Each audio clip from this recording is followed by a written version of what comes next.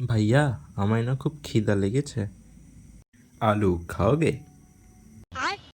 জানি না। আমাদের এখানে জমিতে আলু লাগানোর জন্য ডাকা হয়েছে, আগে না হয় সেই কাজটাই করি, তারপর না হয় আলু খাই। ইয়ে, চলো আলু লাগাই জমিতে। ইলা আমার জমি তো আমরা আলু লাগবার দিব না। কি বললে তোমরা? আলু লাগাতে দিবে না?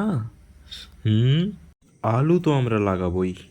মিও দেখেছু কেরম করি তোরা আলু লাগাছেন মোর জমিতে। হে গন্ডাল্লা, আলু খাওগে? আলু খাওয়া হইলে নিজের জমি যাও আর নিজের জমিতে আলু লাগে আর খাও। বাচ্চাটার উপর খালি তোরা অত্যাচার করছেন। হ্যাঁ, এবার চুপচাপ চলে যাও এখান থেকে, আলু পাবেন না তোরা। পালা বলদলা।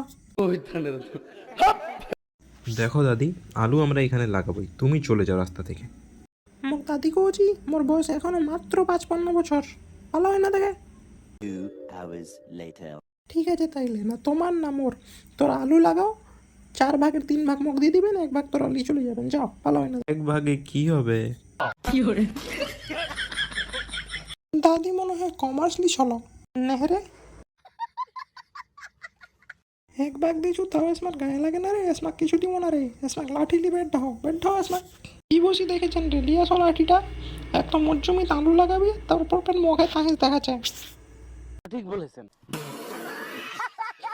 দাদি এবার আমরা আইল কুদাল করা পাবো না, অসমাকে দিয়ে দাও কাজটা তোমরা।